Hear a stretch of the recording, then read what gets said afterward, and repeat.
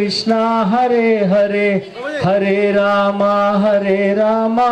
राम राम हरे हरे हरे कृष्ण कृष्ण कृष्ण हरे हरे हरे राम हरे हरे हरे कृष्ण कृष्ण कृष्ण हरे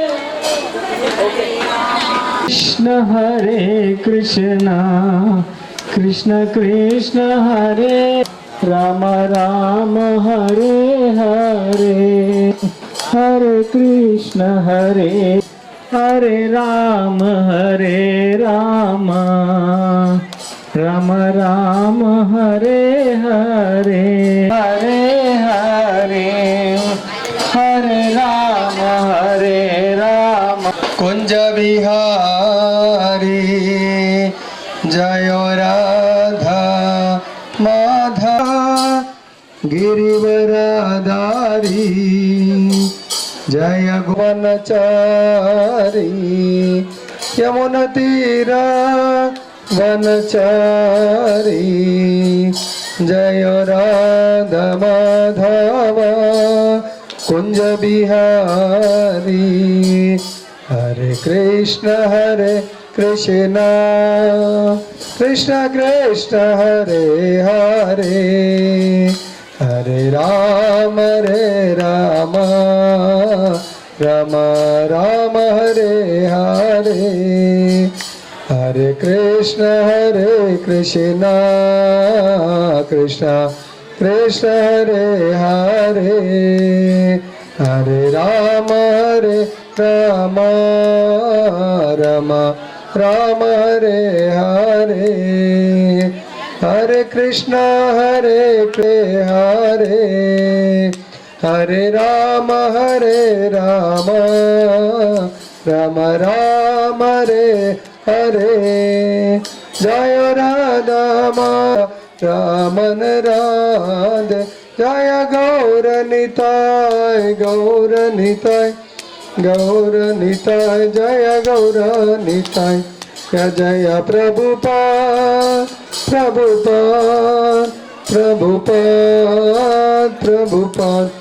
जय श्रीपाद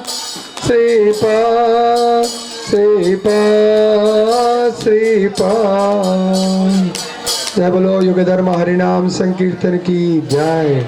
श्री श्री राधा रमन लाल की जय। जगन्नाथ बलदेव सुभद्रा महारानी की जय। गौर निताय भगवान की जय। जगत गुरु श्रील प्रभुपाद की जय। श्री श्रीपाद गुरु महाराज की जय। ఇప్పుడు నేను ఒక మంత్రం చెప్తాను, మీరందరూ రిపీట్ చేయండి నా తర్వాత దయచేసి. ఓం నమో భగవతే వాసుదేవాయ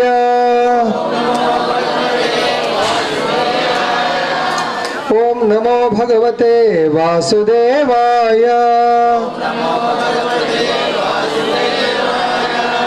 ఓం నమో భగవతే వాసుదేవాయ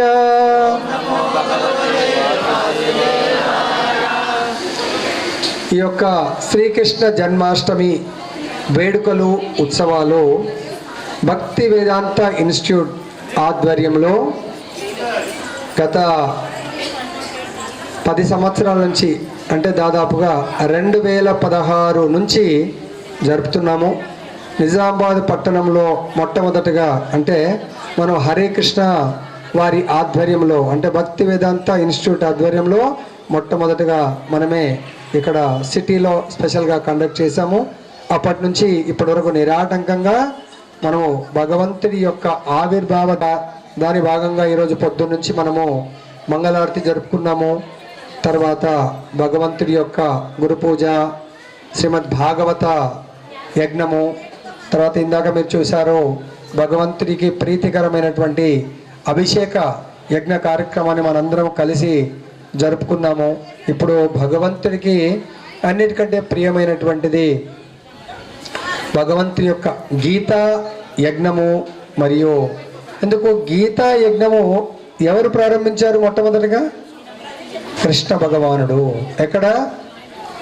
మహాభారత యుద్ధంలో తన భక్తుడైనటువంటి అర్జునుడి యొక్క సంతోషం కొరకు అర్జునుడు చాలా బాధలో దుఃఖంలో ఏం చెయ్యాలా ఏం చెయ్యకూడదు అని నిర్ణయం తీసుకునే పరిస్థితిలో లేడు అర్జునుడు. మనం కూడా కొన్నిసార్లు మనకు కూడా చాలా కష్టం వస్తుంది, ఏం చేయాలనో కూడా ఒక్కోసారి ఎటువంటి ఆలోచన రాదు మనకు. అటువంటి సమయంలో ఎవరైతే భగవంతుడి యొక్క బోధనల శాస్త్రమైనటువంటి భగవద్గీతను ఆశ్రయిస్తారో వాళ్ళకు భగవంతుడి యొక్క స్ఫూర్తిని కల్పిస్తాడంట.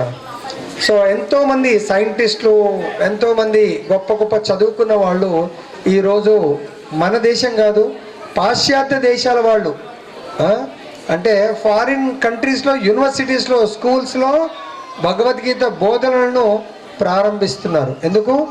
భగవద్గీత అంటే సపోజ్ ఎగ్జాంపుల్, మీరు అందరు ఇక్కడ తల్లులు తండ్రులు ఉన్నారు, మీ పిల్లలకు మాటలు ఎవరు నేర్పించారు? మీరే కదా. ఒకవేళ తల్లి తండ్రి లేకుంటే నానమ్మ అమ్మమ్మ వాళ్ళ పుట్టుకతో వాళ్ళని సైలెన్స్గా పెట్టేసారు అనుకొని వాళ్ళకు మాటలు రావు. వస్తాయా?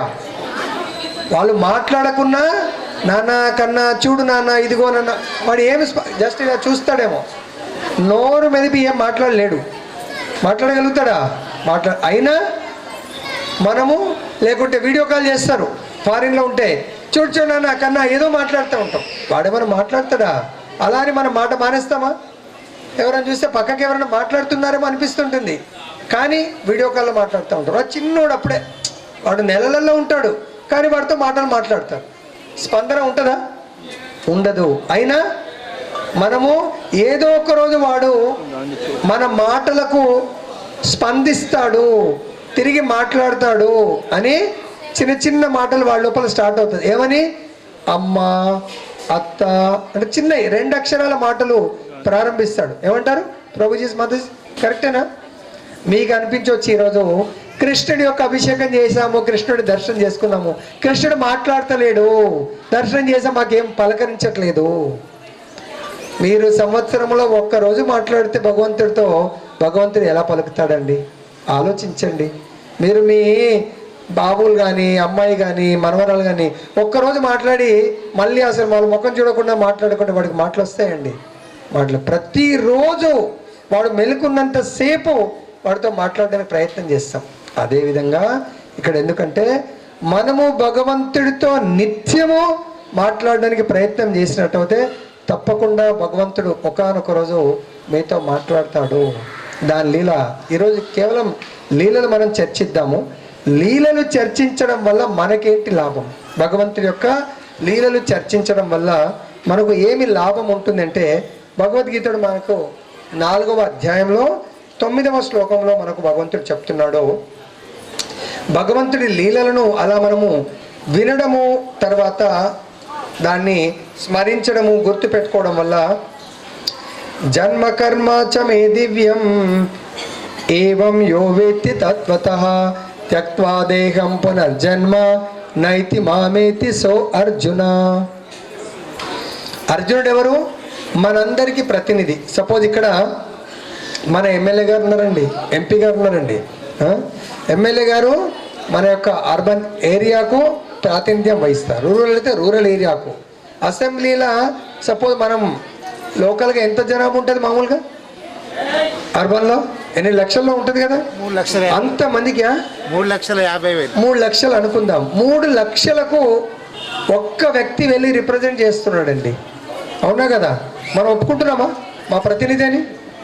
మరి అలాంటప్పుడు ఈ యొక్క భూమండలం, ఈ విశ్వం అంతటికి కలిపి ఒక్క వ్యక్తి రిప్రజెంట్ చేశాడండి. ఎవరైనా? అర్జునుడు. మనందరి సమస్యలు కృష్ణుడితో అడుగుతున్నాడు. అసెంబ్లీలో ఏం చేస్తారండి? సమస్యల గురించే కదండి చర్చ. మన యొక్క ప్రాంతం డెవలప్మెంట్ గురించే కదండి. ప్రభుత్వంతో అపోజిషన్లో ఉంటే అడుగుతారు, ప్రభుత్వంలో ఉంటే వాళ్ళు ఈ ఏరియా డెవలప్ చేయడానికే కదా ఆయన ఉన్నాడు. ప్రభుత్వం దగ్గర ఫండ్స్ వచ్చి తీసుకొచ్చి డెవలప్ చేయడానికేనా, లేకుంటే ఆయనకు వచ్చే ఫెసిలిటీని ఎంజాయ్ చేస్తూ హైదరాబాద్లో హాయిగా ఉండడానికి కొరక? ప్రజల యొక్క ప్రతినిధి దేని గురించి? సేవ చేయడానికి, మన సమస్యల్ని పరిష్కరించడానికి కొరకు వాళ్ళు ఉన్నారు. అదేవిధంగా భగవంతుడి భక్తులు కూడా ఎవరైతే దుఃఖాలు, కష్టాలు, బాధలు పడుతున్నారో వాళ్ళ యొక్క దుఃఖాలు, బాధలు 3 రకాలు ఉంటాయండి బాధలు, 4 రకాలు క్లేశాలు ఉంటాయి. అవి కూడా బాధలు లాంటివే. ఏంటంటే అవి జన్మించడం ఒక బాధ, మరణించడం ఇంకో బాధ, ముసలితనం ఇంకో బాధ, తర్వాత వ్యాధులు. ఈ 4 బాధలా లేకుంటే సుఖాలా? 4 బాధలా సుఖాలా? జన్మించడం ఎంతమంది సుఖం అంటారండి? చేయలేపట్టండి. జన్మించడం చాలా బాగుంటుంది అనేవాళ్ళు లేపట్టండి. మీకు గుర్తు లేదండి, జన్మించినప్పుడు మీరు బాధపడ్డారో సుఖపడ్డారా? ఒక సంచిలో చీము, నెత్తరు అవన్నీ ఒక సంచిలో నింపి మనం దాంట్లో పడిస్తే ఎవరన్నా చాలా హ్యాపీగా ఉందంటారా? తల్లి గర్భంలో ఉన్నటువంటి గర్భాశయంలో ఏముంటుందండి? చాలా మురికి నీరే కదండి. దాంట్లోంచి మనము స్కాన్ తీస్తే తెలుసు. ఇలా చేతులు పట్టుకుని ప్రభు నన్ను ఎప్పుడు బయటకు పంపుతావని వేడుకుంటా. 9 నెలలు ఎప్పుడైతుందా నేను మురికి నీరులోంచి ఎప్పుడు బయట పోవాలని శిశువు అడుగుతూ ఉంటాడంట. తల్లి ఎప్పుడెప్పుడు నా కొడుకుని, నా కూతుర్ని, నా పాపను చూడాలనుకుంటుంది. అనుకునడం మాత్రం బాగానే ఉందండి. కానీ ఇప్పుడైతే అన్ని ఆపరేషన్స్, అనెస్థియా కొయ్యాలా తీయాలా. పూర్వకాలము నార్మల్ ఉన్నప్పుడు అదండి నిజమైన బాధ.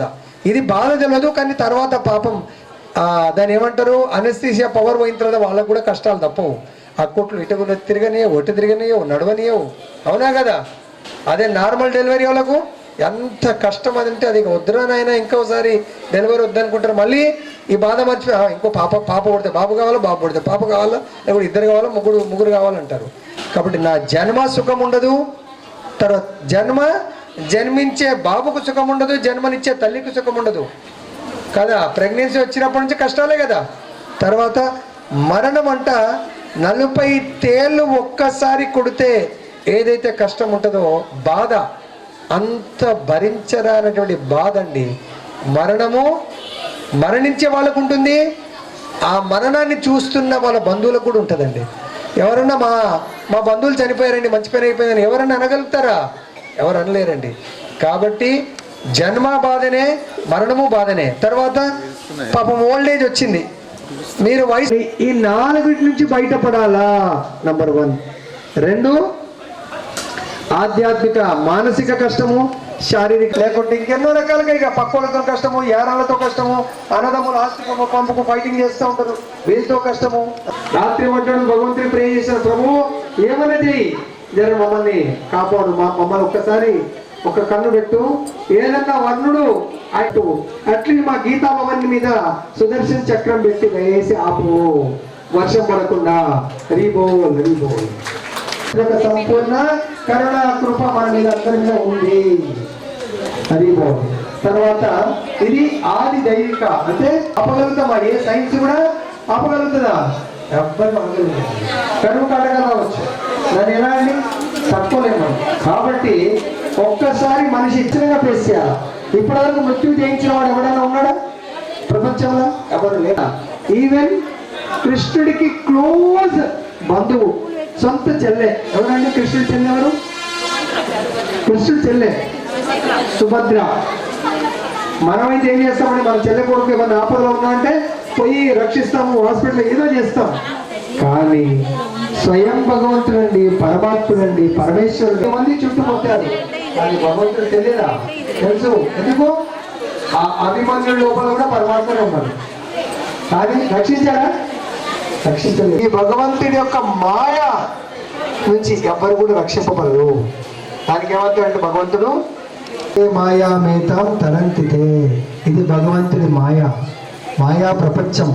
ఈ ప్రపంచం దైవీయేష గుణమై దాటలేడు, ఎవ్వరు దాటలేరంట ఈ మాయని. మరి ఎట్లా ప్రభుజీ దాటకపోతే? కండి మాయా మేతాం తరంతితే అంటే మాం ఏవా ఏ ప్రపద్యంతే, నన్ను ఎవరైతే శరణా. నీళ్లు నిలుస్తూ ఉంటాయి. ఆవు దూడ యొక్క గిట్టని దాటడం ఎవరికైనా కష్టమా? అప్పుడే నడక నేసిన వాళ్ళు కూడా దాటగలుగుతారు. అవునా కదా? ఇంత అడుగు వేసి. అలా నా యొక్క భక్తులకి ఈ భవసాగరం అలా చిన్నదిగా మారిపోతుందంట, వాళ్ళు దాటగలుగుతారంట.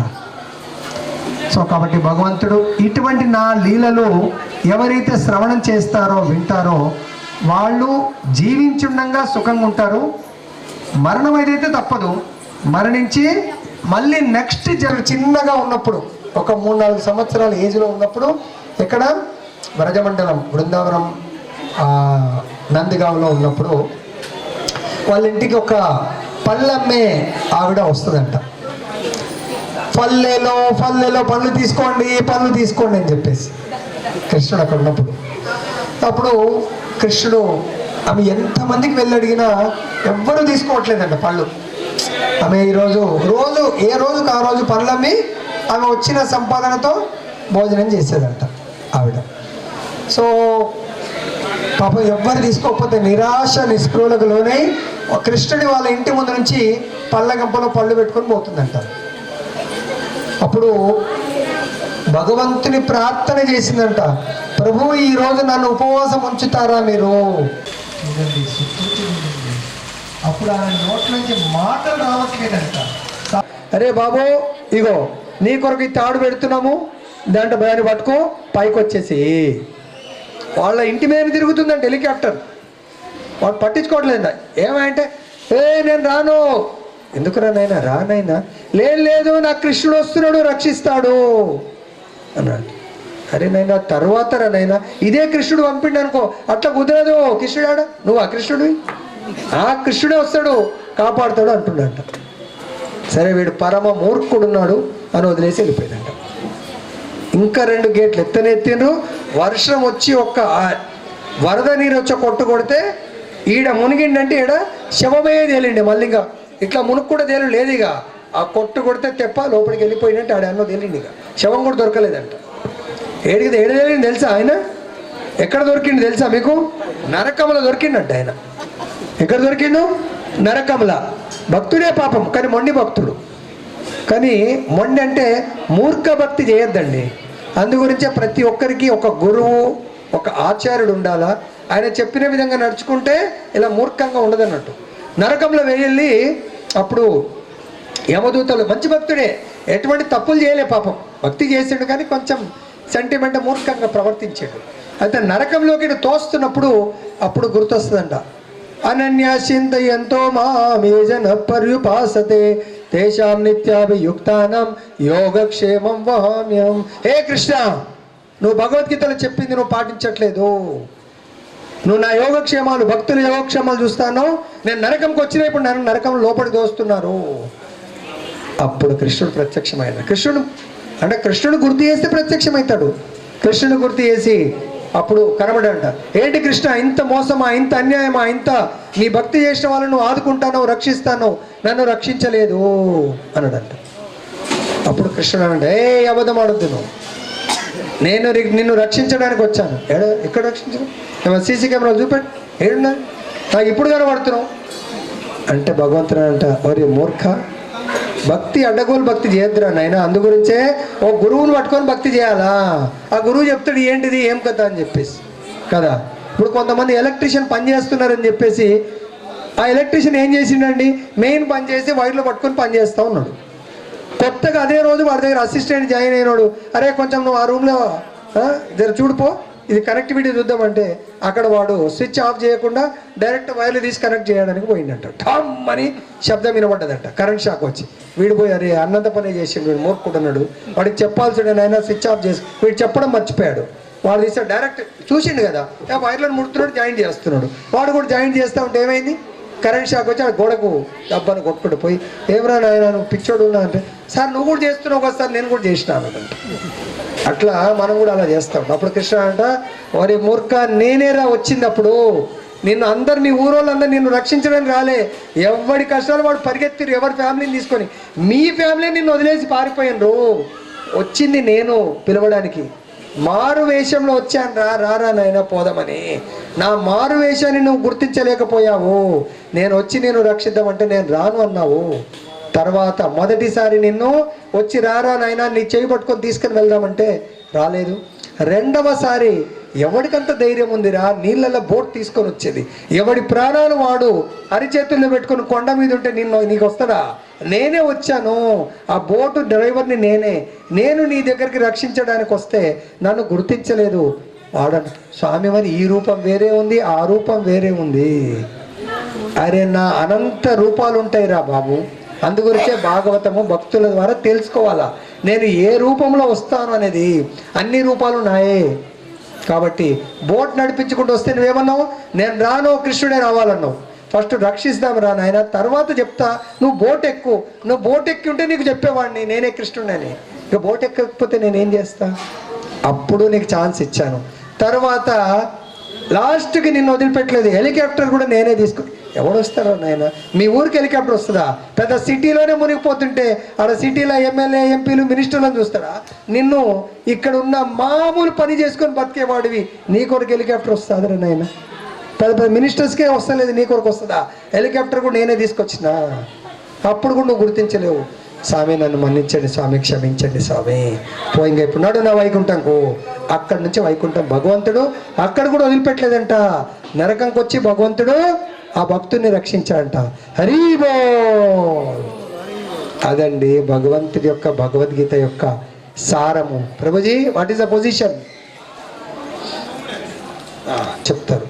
అర్జునాచార్య భగవద్గీతకు భాష్యం రాస్తున్నారంట, కామెంటరీ రాస్తున్నప్పుడు ఈ శ్లోకం వచ్చిందంట. ఈ శ్లోకం వస్తే యోగక్షేమం వహామ్యం, నేను మీ యొక్క నన్ను నమ్ముకొని నాకు శరణాగతి పొంది నా భక్తి ఎవరైతే చేస్తారో వాళ్ళ యోగక్షేమాలు నేను చూసుకుంటాను. యోగక్షేమం అంటే మీకు ఉన్నదాన్ని కాపాడుతాడు. ఒక ₹1,00,00,000 ఉందనుకోని మా పెండ్యాల లత మాత ఇద్దరా, ₹1,00,00,000 కాపాడుతాడు. ఏ దొంగ ఎవరు తీసుకుపోడు, ₹1,00,00,000 కాపాడుతాడు. మాతాజీ ఎంతమంది పిల్లలు మీకు మాతాజీ? 2. 1,50,57 లక్షలు ఇస్తే ఏం బాగుంటుంది కృష్ణ? ఏమో ప్రభుజీ దగ్గర నామం చేసిన తర్వాత బాగా అయితే అనిపిస్తుంది, కానీ ఇంకో ₹1,00,00,000 ఇస్తే బాగుంటుంది. 1 కోటి ఒకటికి ఇంకో కోటి 50 పంచితే ఏమైంది? నాకేం లేకున్నా పర్వాలేదు. ప్రభుజీ అంటాడు సింపుల్గా, నేను సింపుల్గా కొడుకులకైతే జర ₹1,00,00,000 అంటే ₹1,00,00,000 కూడా ఇస్తాడంట కృష్ణుడు. ఇంకో ₹1,00,00,000 కూడా ఇస్తాడంట. అంటే యోగక్షేమం, నీ ఉన్నదాన్ని రక్షిస్తా, లేనిది కూడా సమకూరుస్తా. కానీ భక్తులు కోట్లు కోరరండి. ఎందుకు? ఆ కోట్లతో మన పిల్లలు నాశనం అవుతారు. భక్తులు కోరేది నా పిల్లలకు వెల కట్టలేనిది, అంటే లెక్క పెట్టలేనంత ఆధ్యాత్మిక ధనం. అది ఎవడు గుంజుకోడు.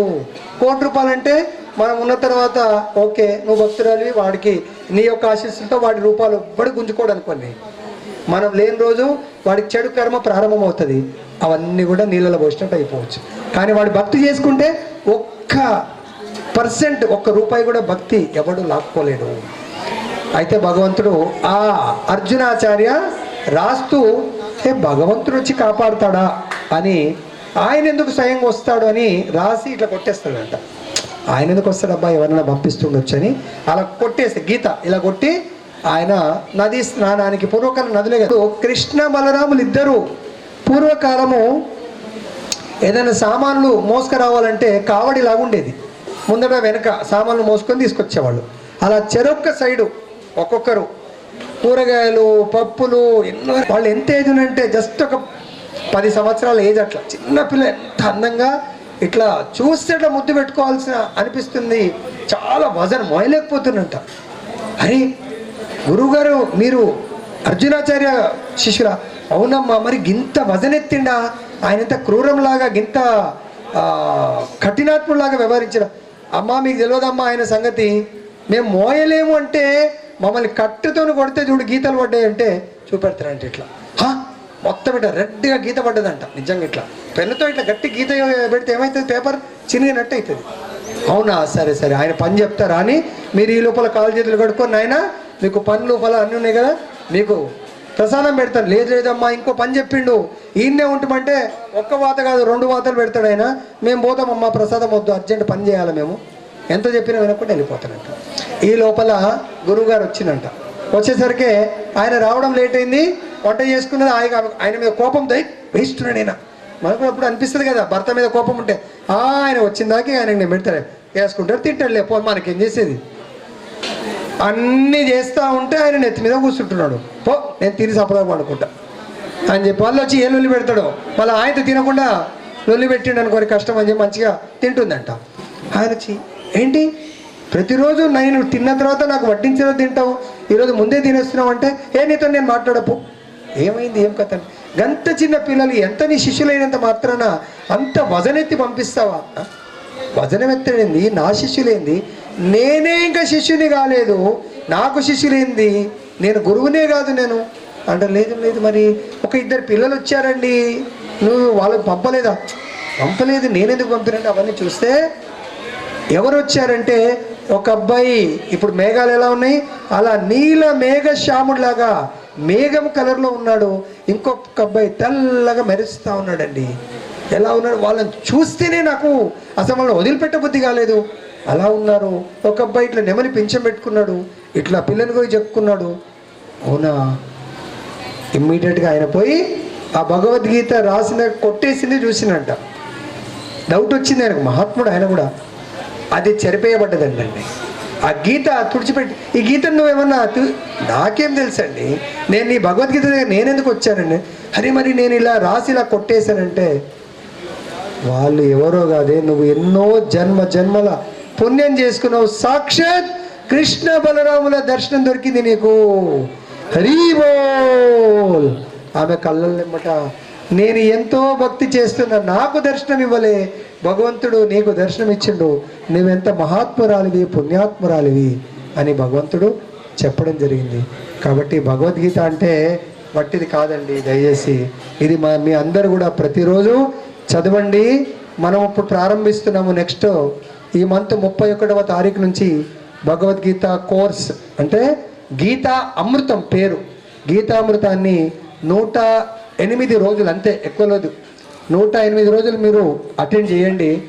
తప్పకుండా మీరు అమృతాన్ని తాగిన ఆనందాన్ని ప్రతిరోజు, ఈ తల్లిని ఎలా అయితే కృష్ణ బలరాములు వచ్చి వాళ్ళ యొక్క కోరికలు నెరవేర్చారో, భగవంతుడు మిమ్మల్ని కూడా రక్షిస్తూ మీకు కావాల్సినవన్నీ సమకూరుస్తాను అని భగవద్గీతలో చెప్పాడు.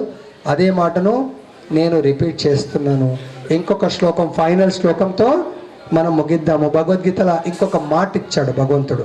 మీ దగ్గర భగవద్గీత ఉంటే చూసుకోండి.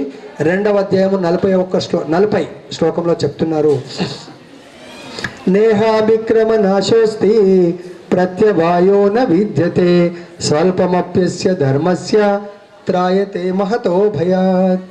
భగవంతుడు చెప్తున్నాడు. ఇక్కడ భగవంతుడికి ఎంతమంది సేవ చేశారండి?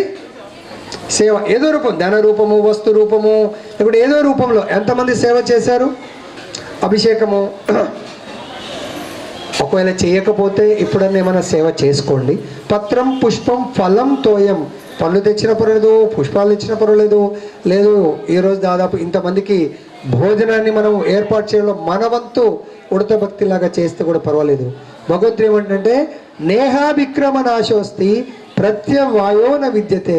నాకు మీరు కొంచెం స్వల్పము భగవంతుడికి సేవ చేస్తేనంట భయంకరమైనటువంటి విపత్తి, స్వల్పమప్యస్య ధర్మస్య త్రాయతో భయతో, అంటే భగవంతుడు మనని భయంకరమైనటువంటి విపత్తు నుంచి రక్షిస్తాను అని మనకు మాటిస్తున్నాడు. హే ప్రభుజీ, ఆ మాటలన్నీ ఎవరు నమ్ముతారు ప్రభుజీ? నిజంగా జరుగుతాయా, అయితాయా, పోతాయా అని మనం అనుకోవచ్చు కదా. దీనికి ప్రూఫ్ ఎన్నో లీలలని, సమయం లేదు. దీనికి ప్రూఫ్ ఏంటంటే అభిమన్యుడి యొక్క కుమారుడి పేరు ఎవరికైనా తెలుసా అండి? అభిమన్యుడి కుమారుడు భార్య. కుమారుడి పేరు మాతయ్యలు చెప్పండి, భార్య పేరు ప్రభుజీలు చెప్పండి. అంటే సూటబుల్ కావాలి కదా. కుమారుడు అంటే పిల్లలంటే మాతాజీలకు. అభిమన్యుడి యొక్క భార్య పేరు ఏంటండి? అంటే అర్జునుడి యొక్క కోడలు. భార్య పేరు ఎవరైనా భక్తులు? ప్రభుజీస్ నుంచి మా కత్రోచి శ్రీనివాస్ ప్రభు ఫ్రమ్ ఆర్మూర్ ఉత్తర. కుమారుడి పేరు పరీక్షిత్ మహారాజ్. అంటే అభిమన్యుడు చనిపోయేటప్పుడు యుద్ధంలో ఉత్తర నిండు గర్భవతి, పరీక్షిత్ మహారాజ్ గర్భంలో ఉంటాడు. యుద్ధం అయిపోయింది. అశ్వత్థామ ప్రతీకారం తీర్చుకోవడానికి వీళ్ళ వంశం ఆల్రెడీ ఉప పాండవుల్ని అశ్వత్థామని చంపుతాడు, పోషిస్తాడు. తర్వాత లాస్ట్కి మిగిలింది ఎవరు? పరీక్షిత్ ఒక్కడు మిగిలిండు. ఆయనను కూడా సంహరించాలనే పట్టుదలతో, ఆ ప్రతీకారంతో ఆయన బ్రహ్మాస్త్రాన్ని వదులుతాడండి. దేని వదులుతాడు? బ్రహ్మాస్త్రం తిరిగి ఉంటుందా? అంటే ఏ లక్ష్యంతో వదులుతామో ఆ లక్ష్యాన్ని ఛేదిస్తుంది. ఎవరిని ఇంకా నాశనం చేయదు, కేవలం అదే లక్ష్యం. బ్రహ్మాస్త్రం యొక్క స్పెషాలిటీ అన్నట్టు. ఈవెన్ తల్లిని కూడా సంహరించదు. అది కేవలం పరీక్షిత్ మహారాజుని చంపాల. ఆ విషయాన్ని ఉత్తర ఆ భయంకరమైనటువంటి ప్రచండమైనటువంటి అగ్ని జ్వాలలతో అది వస్తుందంట. దేని కొరకు తెలుసు ఆమె కూడా మహాభక్తుడి యొక్క కోడలు, మహాభక్తుడి యొక్క భార్య. దాన్ని గ్రహించి ఆమె ఇమ్మీడియట్గా ఎవరి దగ్గరికి పరిగెత్తింది? యోగీశ్వరుడైనటువంటి పరమేశ్వరుడైనటువంటి కృష్ణుడు ఇంక అప్పుడే అబౌట్ టు లీవ్. అంత మహాభారత యుద్ధం అయిపోయింది, అంతా ఇంకా నేను వెళ్తా అనే సమయంలో రథము ఎక్కి కూర్చుండే సమయంలో పరిగెత్తుకుంటూ వచ్చింది.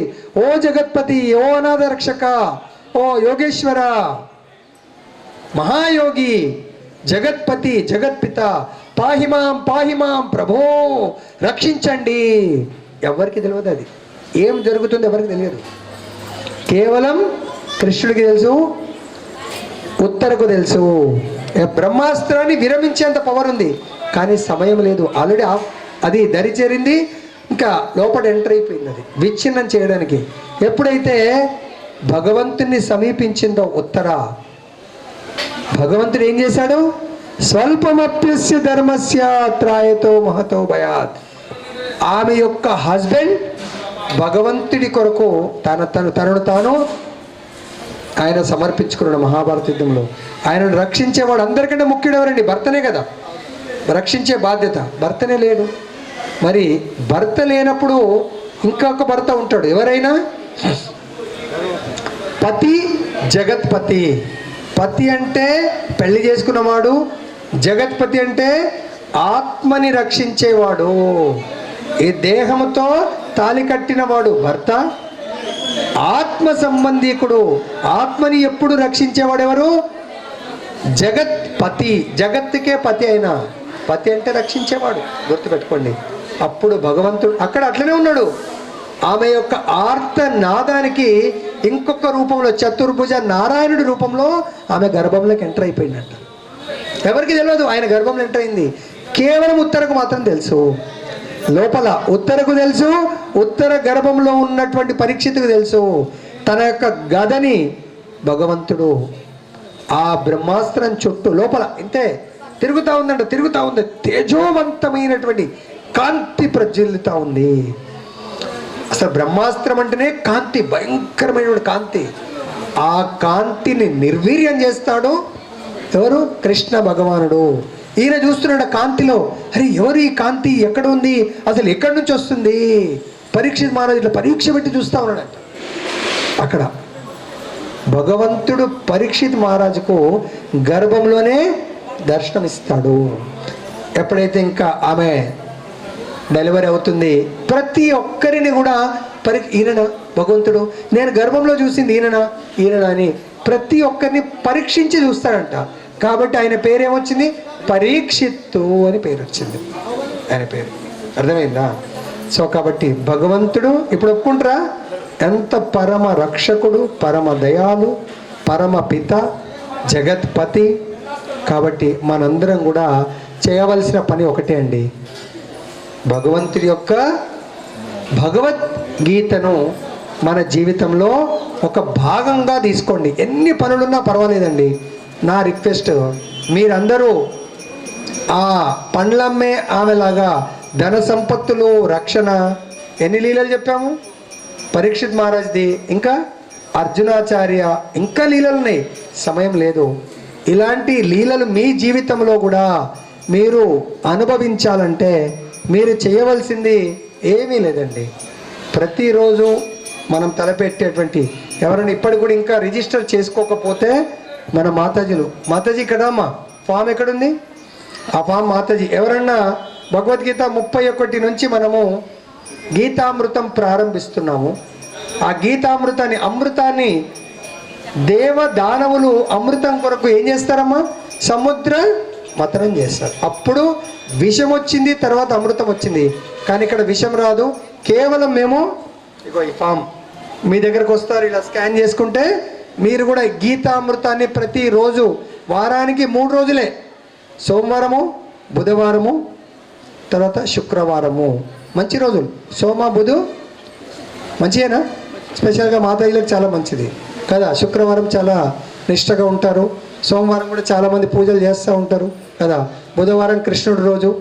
కాబట్టి ఎంతమందికి ఈ అమృతం కావాలనుకుంటున్నారు? వితౌట్ ఎనీ కష్టం ఏం లేదు. అమృతం ఎంతమందికి కావాలా? అందరికి కావాలనా? ఓకే.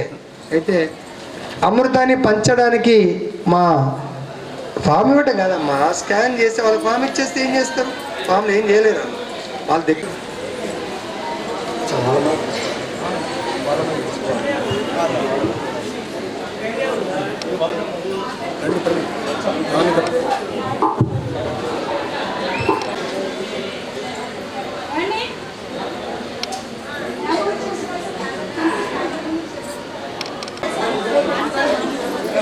హరే కృష్ణ.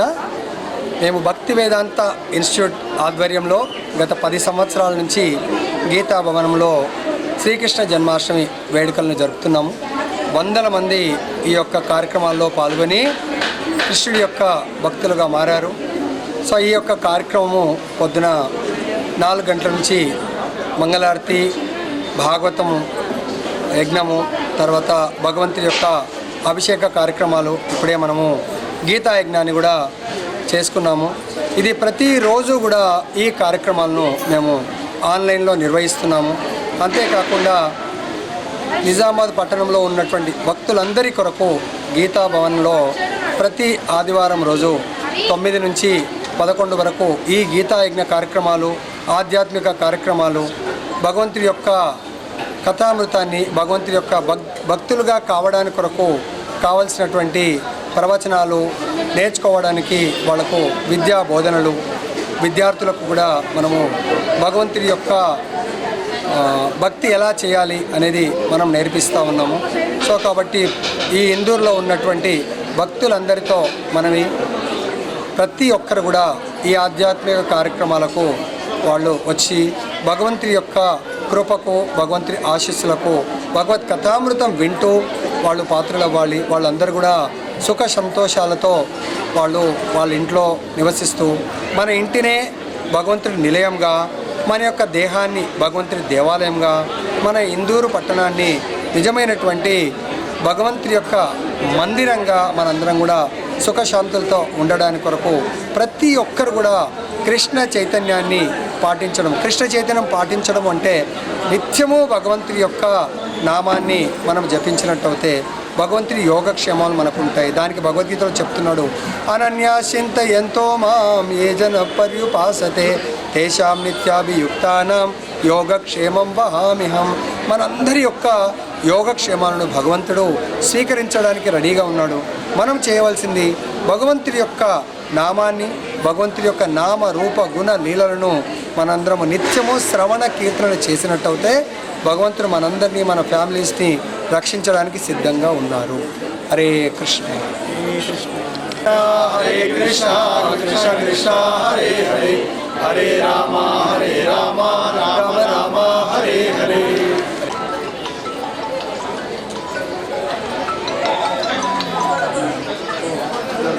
హలో అన్నా అన్నా, అవును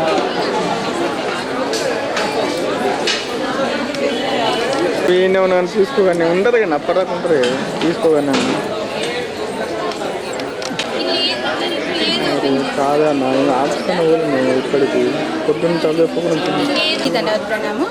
భక్తి వేదాంత ఇన్స్టిట్యూట్ నిజామాబాద్ ఆధ్వర్యంలో ప్రతి ఆదివారము గీతా భవన్లో ఉదయం 9 నుంచి 11 గంటల వరకు మేము ఇక్కడ భగవద్గీత ఆధ్యాత్మిక ప్రవచనాలు నిర్వహిస్తున్నాము. గత 10 సంవత్సరాల నుంచి గీతా భవన్ నిజామాబాద్లో శ్రీకృష్ణాష్టమి వేడుకలు చేస్తున్నాము. చాలా ఆనందంగా అందరూ పార్టిసిపేట్ చేస్తున్నారు. దాదాపు 100 మంది మా గురువు గారు హిస్ గ్రేస్ సుందరానంద ప్రభుజీ గారి ఆధ్వర్యంలో చాలామంది శిక్షణ పొందారు. చాలామంది దీక్షలు కూడా తీసుకున్నారు. మా గురువు గారి ఆధ్వర్యంలో చాలామంది భక్తులు ముందుకెళ్ళారు. అందరూ కూడా భగవద్గీత వింటూ మీ కృష్ణ భక్తిని పెంపొందించుకోవాలి. Hare Krishna. I am Priya Sakhi Devi Devadasi Mataji. We are celebrating here Krishna Ashtami. today. Every year we will celebrate Sri Krishna Janmashtami on one day before of Sri Krishna Krishnashtami. Before one day we will celebrate here in Gita Bhavan. So not only Janmashtami, every Sunday also we have satsang here and we are celebrating here our satsang. So I requesting all the devotees to come here to participate in our satsang. We are having the puja here, pravachanam also, prasadam also we are providing here. So all the devotees come offline to Gita Bhavan, and we are having June class also. Our Sundaranand Guruji is giving daily lectures on Bhagavatam and Bhagavad Gita. Morning 7 to 8 we have classes on Bhagavatam, and evening 7 to 8 we are having classes on Bhagavad Gita. So if you are interested, you can attend the June classes also. June classes, Bhagavad Gita and Bhagavatam classes. So our Sundaranand Guruji is giving very excellent lectures on the Bhagavatam and Bhagavad Gita. You can make your life successful and you can get the grace of God and live happily in your life. Hare Krishna.